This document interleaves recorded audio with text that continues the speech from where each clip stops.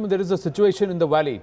Since the 17th of May, when the Mufti government announced the Ramzan ceasefire in Kashmir, there has been an unprecedented increase in the number of terror attacks. Pak proxies have refused to honor the ceasefire, launching an unrelentless attack on our forces. More than 20 terror attacks have taken place in just 26 days, leaving civilians and 64 Jawans injured. The latest, this is CCTV footage that has just been accessed of how grenade has been thrown. This is the footage that we are just accessing. We'll try and go across to Pradeep Datta and Nikunj Garg for more details. Pradeep Datta now joins us with more. Pradeep, we have just accessed this CCTV footage of how a grenade has been thrown. Now these grenade attacks continue. 17th of May till today, that is the 12th of June, 20 attacks already.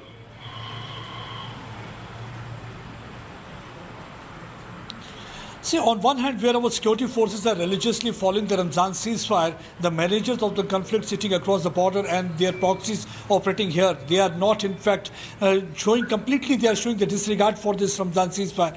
During the last 20 days, there has been 44 attacks on the security forces, of which the 20 had been grenade explosion, as you can see in the CCTV Pradeep, footage. I'm just interrupting you there. Just stay on with us. We've got Mir Farid joining us with the details of this CCTV footage that we have accessed. Yes, Farid.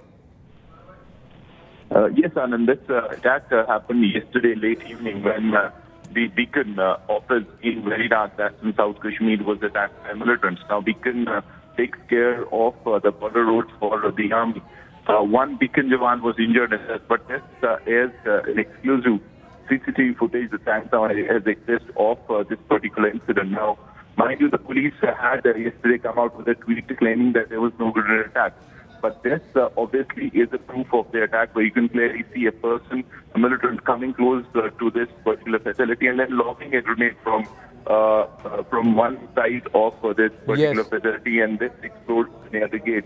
Luckily, there were not many Beacon Jawans there. There was just one guard who was there inside. He has been, in fact, injured. But this gives you an insight on the modus operandi of these militants, why they're again resorting to these grenade attacks, because you just need one person who can come close to any CRPF patrol or any facility of the CRPF, army, police, and then hurl a grenade from a distance and escape. So this is an efficient mode where they do not need a lot of resources.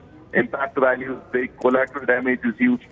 We've seen one after the other grenade attacks, and this is the way they operate. This is very important CCTV footage. It shows you how they take advantage of how this person really takes advantage of the shield, the wall, and they just lock the grenade inside and escape from the spot.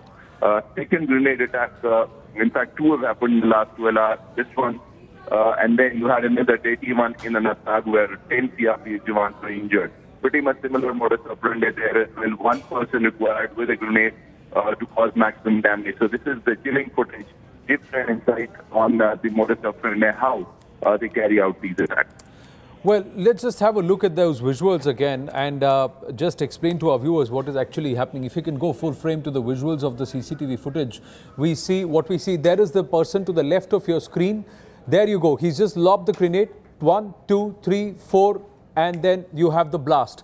That's exactly what's happened. And then there is this car that is actually waiting there on the left of your screen, and that makes its way away. So clearly, there you go. That's the militant. There is a car waiting there. He gets off the car, lobs the grenade, gets into the car. The explosion happens, and then the car drives off. That's exactly the entire sequence of events that you're watching now. If you can watch this, and we'll stay with these visuals.